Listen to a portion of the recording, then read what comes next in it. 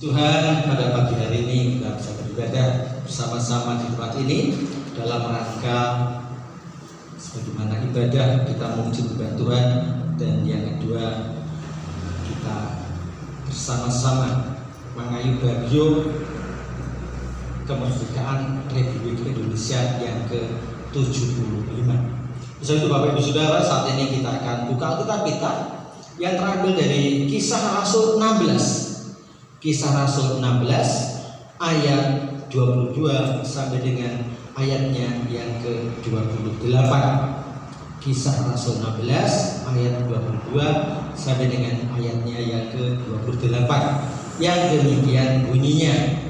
Mulai dari ayat 22. Juga orang banyak bangkit menentang mereka. Lalu pembesar-pembesar kota itu menyuruh mengoyakkan pakaian dari tubuh mereka dan mendera mereka. Setelah mereka berkali-kali didera, mereka dilemparkan ke dalam penjara. Kepala penjara diperintahkan untuk menjaga mereka dengan sungguh-sungguh. Sesuai dengan perintah itu, kepala penjara memasukkan mereka ke ruang penjara yang paling tengah dan membelenggu kaki mereka dalam pasungan yang kuat. Tetapi kira-kira tengah malam, Paulus dan Silas berdoa dan menyanyikan puji-pujian kepada Allah, dan orang-orang hukuman lain mendengarkan mereka. Akan tetapi terjadilah gempa bumi yang hebat, sehingga sendi-sendi penjara goyang, dan seketika itu juga terbukalah semua pintu dan terlepaslah belenggu mereka semua. Ketika kepala penjara itu terjaga dari tidurnya dan melihat pintu-pintu penjara terbuka, ia menghunus-hunuskannya hendak membunuh diri, karena ia menyangka bahwa orang-orang hukuman itu telah melarikan diri. Tetapi Paulus berseru dengan suara nyaring, katanya, "Jangan celakakan dirimu, sebab kami semuanya masih ada di sini."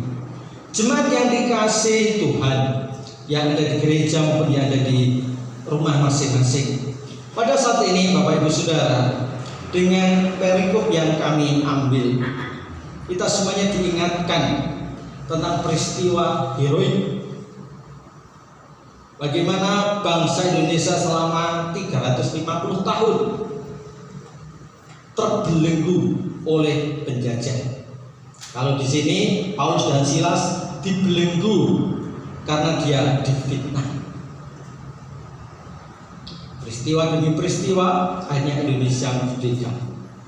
Tapi kalau di sini peristiwa yang terjadi bagaimana Paulus dan Silas bisa merdeka, ternyata kuncinya di ayat 25. Tetapi kira-kira tengah malam Paulus dan Silas berdoa dan menyanyikan puji-pujian pada Allah, dan orang-orang hukuman lain mendengarkan mereka, dan selanjutnya dengan doa dan puji-pujian. Kalau bangsa Indonesia itu dengan pertumpahan darah untuk membela bangsa kita supaya lepas daripada penjajah. Jemaat yang dikasihi Tuhan, Paulus dan Silas merupakan korban fitnah.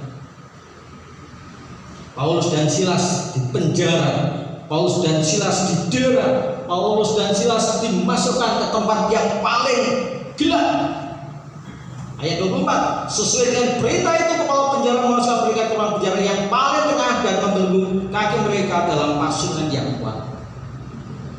Di bagian paling tengah itu artinya segala penjagaan cukup rapi, tidak mungkin orang itu akan lolos dengan pasungan yang kuat.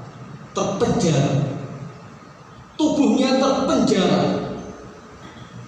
tidak bisa bebas. Dan banyak bangsa Indonesia saat itu terpenjara oleh belenggu penjajahan.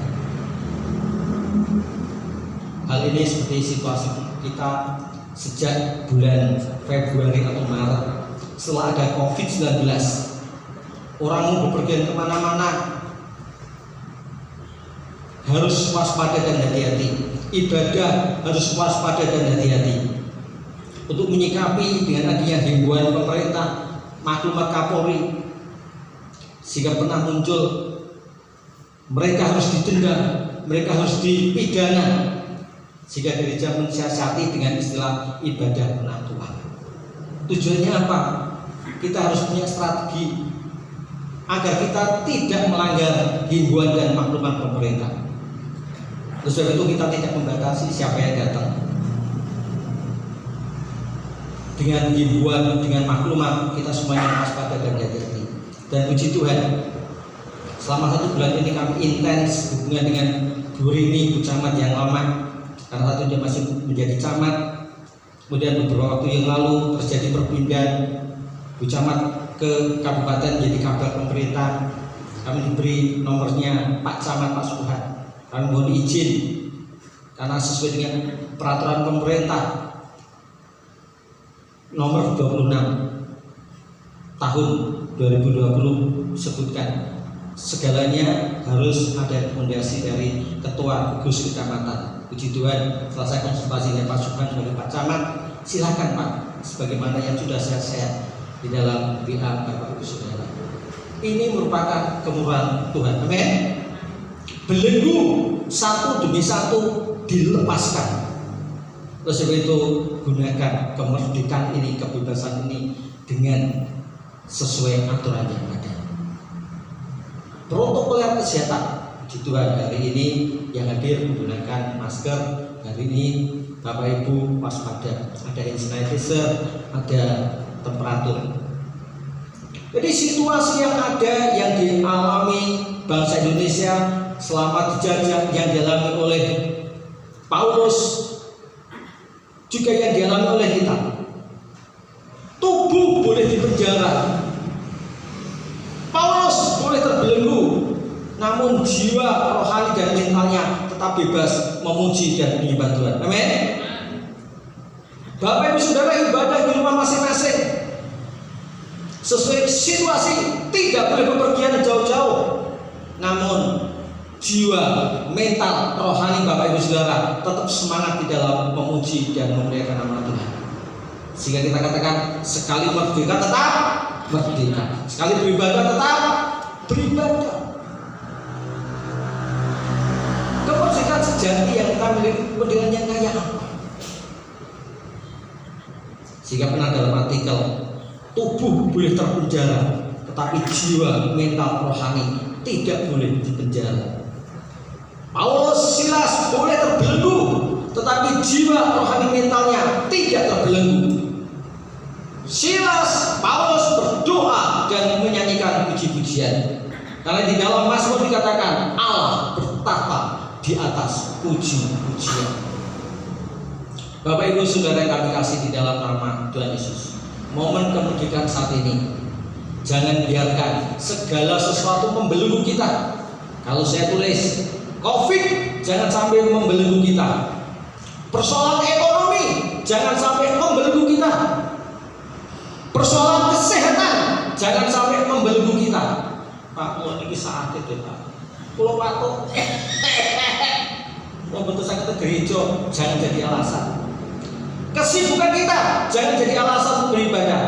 Bang saya Bu Surati kemarin ketika kami kunjungan, Bu dengan sampun sepo, usianya sudah segini, bukan sisa betul apa Bu, tetapi hari ini jiwa rohnya tidak mau dibelenggu, tetap hadir. Beri kemuliaan bagi nama Tuhan.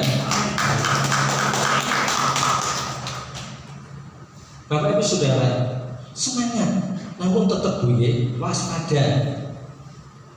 Kalau sedaya gunakan ikan saya tansah keberkahan. Jadi bagi yang berusia lanjut, sesuai dengan anjuran, memang harus waspada dan hati-hati, termasuk anak kecil. Puji Tuhan, anak-anak kecil semuanya sehat, kita semuanya sehat. Anak bulan di bawah usia 10 tahun sebetulnya tidak boleh, tapi karena semangat yang luar biasa, puji Tuhan. Amin.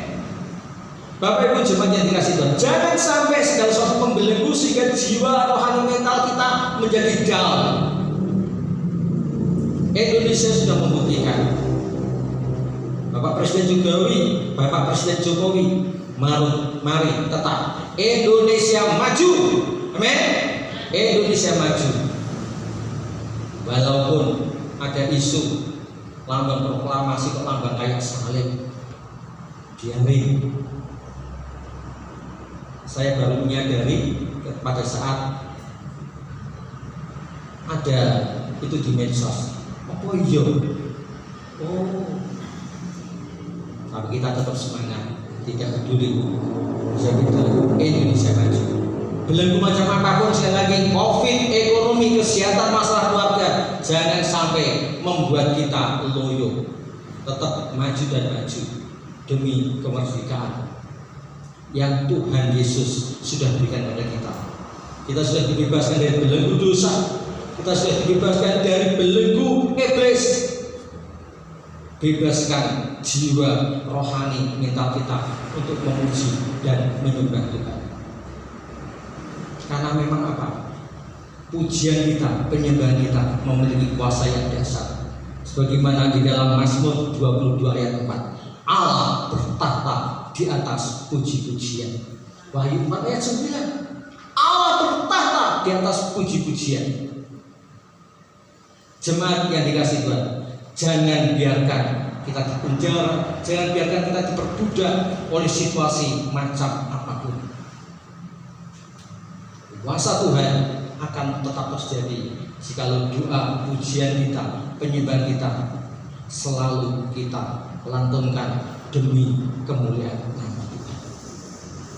Dampak yang terjadi pada saat itu, kepala penjara bertobat, kepala penjara percaya pada Yesus. Demikian pula dalam hidup kita. Ketika doa, ketika pujian kita, penyembahan, Allah berkuasa. Ada dampak positif bagi lingkungan kita, ada dampak positif bagi sekitar kita. Orang lain diselamatkan, orang lain diselamatkan, orang lain diselamatkan dan percaya kepada Yesus. Bukan membuat orang lain gundah gulana, bukan membuat orang lain terganggu, tapi membuat orang lain diselamatkan, membuat orang lain mendapatkan kabar sukacita. Sekarang pertanyaan bagi kita semuanya, bagaimanakah kita menyikapi kemerdekaan yang Tuhan Yesus sudah berikan kepada kita? Bagaimana kita menyikapi kemerdekaan yang sudah diraih oleh bangsa Indonesia? Mari kita tetap semangat di dalam doa. Mari kita tetap semangat di dalam puji-pujian. Mari kita tetap semangat di dalam menyembah Yesus.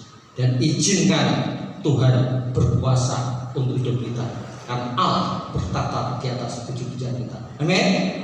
Mari kita berdoa.